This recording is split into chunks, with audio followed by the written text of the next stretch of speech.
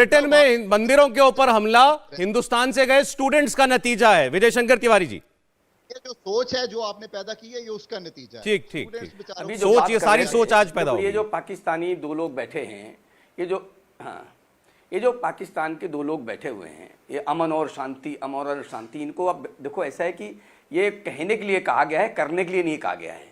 करने के लिए तो जिहादी कहा गया और इस प्रकार की हत्याएं करने के लिए कहा गया है।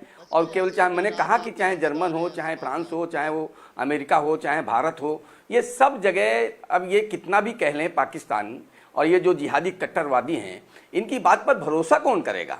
क्योंकि ये जो अमन और शांति की बात कर रहे हैं, ये कहने वाली चीज नहीं है साहब, ये करने वाली चीज है। आप करिए, लेकिन आप कर नहीं सकते हैं। रॉ को ले आएंगे और आरएसएस को ले आएंगे, विश्व हिंदू परिषद को ले आएंगे। तो आप जैसी सोच के लोगों ने चाइना में जो किया, तो चाइना ने जो किया, क्या उस दिशा में दुनिया को ले जाना चाहते हैं क्या आप? यानी भूटान में जो हुआ उस दिशा में ले जाना चाहते हैं क्या आप? क्योंकि अब अमन और शांति का भाषण ये केवल भाषण करके नहीं बनेगा, ये आपको करके दिखाना पड़ेगा। आप दुनिया को उस मोड़ पर मत ले जाइए जहां पर विध्वंस है। आपने जो ब्रिटेन में किया है वो 1.5% हिंदू है और उनको वहां के लोगों ने उनका प्रोत्साहन बढ़ाया है। यानी वहां की आर्थिक, सांस्कृतिक, शैक्षणिक सब गतिविधियों में वहां की उन्नति की दिशा में हिंदुओं ने काम किया है और उन पर आपने आक्रमण किया है। यानी रेफरेंडम कराने का काम ब्रिटेन में किसने किया था साहब? हिंदुओं ने किया था क्या? यानी जहां जहां आप रहते हैं उस देश को विभाजित करने के लिए जो कुछ भी हो सकता है वो आप कर रहे हैं। मैं सौरभ जी कह रहा हूं, हिंदुओं की बढ़ती हुई शक्ति के कारण चाहे पाकिस्तान हो, चाहे और कट्टरवादी जहां भी बैठे हों, हर जगह इस प्रकार की गतिविधियों में संलग्न है। और मैं कहता हूं कि वो दिन दूर नहीं है जब ऐसे लोगों को इसका परिणाम भुगतना भी पड़ सकता है। इस बात से सचेत रहने की लोगों को आवश्यकता है। नहीं, लेकिन अभी इस ताजा मामले में तो ऐसा लग रहा है कि वहां पर ब्रिटेन के जो भी सरकार थी, जैसे साध्वी रितंबरा जी का कार्यक्रम रद्द किया गया है, वो दबाव में आ गई ऐसे कट्टरपंथियों के, उनके कार्यक्रम रद्द कर दिए गए। देखो सौरभ जी, मैं कह रहा हूं कि वास्तव में साध्वी रितंबरा जी का कार्यक्रम रद्द किया जाना कितना दुर्भाग्यशाली है और ये वहां की सरकार की अक्षमता है, वहां की सरकार की अक्षमता है। यानी हिंदुओं के बच्चे स्कूल नहीं जा पा रहे हैं और सरकार बहुत ढुलमुल रवैया अपना रही है। क्या वहां जिहादियों के दबाव में है वहां की सरकार? जी, ठीक तो है। हम ये कहना चाह रहे हैं कि ब्रिटेन की सरकार ऐसे जिहादों पर कड़ी से कड़ा उपाय करे। अच्छा ठीक है, एक बार कामरान जी की बात पर जोत कुछ कहना चाह रहे हैं, फिर राजेश्वर जी मैं आता हूं आपके पास। जोत बोलिए। सर, मेरे पास लेस्टर से इंडियन कम्युनिटीज़ का, हिंदू भाइयों का और सिख भाइयों का भी फ़ोन आया कि वहाँ पे ये जो है ये सारा 90% लोग ये पाकिस्तानी हैं और रेडिकल जो फैनेटिक्स है वो कर रहे हैं। मोहम्मद हिजाब नाम का एक व्यक्ति है जो इंसाइट कर रहा है, मैं उसे कोट कर रहा हूँ। उसने पहले री इनकारनेशन जो कॉन्सेप्ट है धर्म का, रिलीजन का, उस पर भद्दी टिप्पणी की। उसके बाद उसने कहा if they ever come out we are gonna be here. मतलब जो हिंदू और भाई बहन वहाँ पे रह रहे हैं उनके बाहर निकलने तक पे इन्होंने बैन लगा दिया है, ऐसे टेरराइज कर रहे हैं। इसके बाद मैंने जब इनको बोला कि आप मतलब मैंने कंडेम किया, ट्विटर पे ट्वीट किया कि हिंदू जो टेंपल है उस पर अटैक हुआ, ये गलत किया रेडिकल्स ने।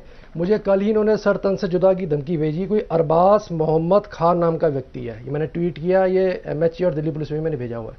ये हमें अमन शांति सिखा रहे हैं सर। ये आप कोई लिस्ट उठा के देख लीजिए, जितनी टेररिस्ट ऑर्गेनाइजेशंस बैंड है पूरे वर्ल्ड में, मैक्सिमम पाकिस्तानी। जितने टेरर अटैक्स हो रहे हैं मैक्सिमम पाकिस्तानी। तो अगर एक मंदिर पे अटैक हो रहा है और एक सिख उसके खिलाफ आवाज उठा रहा है, उसको आप सर तन से जुदा की धमकी भेज रहे हो, तो ये जो पाकिस्तानी आपके पास बैठे हुए इनको समझा दीजिए हमें अमन और शांति का पाठ ना पड़े। आवाज आया कामरान जी जवाब दे रहे हैं, बोलिए कामरान जी। ये मॉडल है जो पूरे वर्ल्ड में फॉलो हो रहा है। ट्विटर अकाउंट्स हैं, अगर मेरी पहले आपने आवाज इनका रेडिकलिज्म बंद नहीं थी, आप बोलिए। जो जुबैर के मामले में भी हमने देखे थे और वहां पे एक फॉलोअर था और बाद में उन ट्विटर्स का वजूद भी नजर नहीं आया। जो आपके ही शहरी जुबैर के मामले में जिसे बेचारे को जेल भी काटनी पड़ी और वहां पे क्या क्या आपने उसके साथ किया, उस पे भी आपने यही इल्जाम लगाया कि वो जो है वो फसादात को हवा दे रहा है। मुझे ये हैरानी इस बात की है कि सारी जानकारियां सबसे पहले कामरान साकी साहब आपके पास कैसे पहुंच जाती हैं?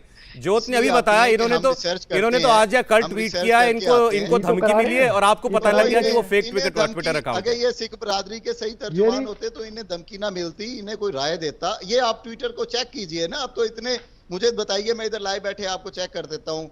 यहाँ पे आपके पास 8000 सॉफ्टवेयर मौजूद हैं, ऑनलाइन चीजें मौजूद हैं जिनसे पता चल जाता है ये ट्विटर हैंडल जो हैं वो फेक हैं या ओरिजिनल हैं। ये आप खुद अपनी सस्ती शोहरत के लिए बना लें कि जी मुझे इनको धमकी मिली तो ये सस्ती शोहरत है, इनको धमकी मिल रही है तो ये सस्ती शोहरत के लिए कर रहे। जोत लेना चाह रहे होंगे ना, लेना चाह रहे होंगे, वरना आप इन्हें यूं कहा क्यों बैठाते हैं यहाँ पे? मैंने आपको क्यों बैठाया?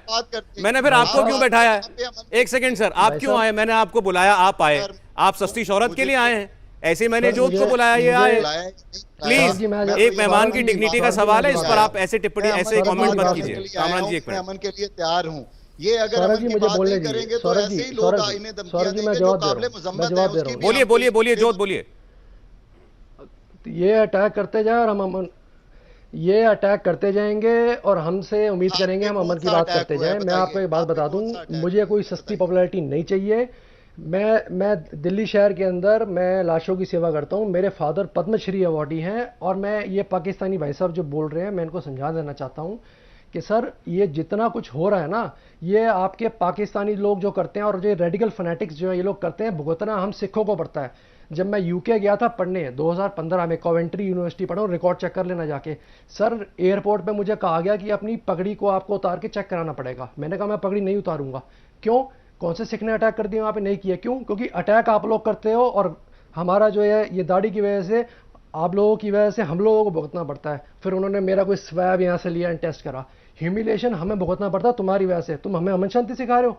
इंडिया टीवी हर वक्त हर जगह डाउनलोड करने के लिए सर्च करें India TV news Google play store या ऐप स्टोर पर।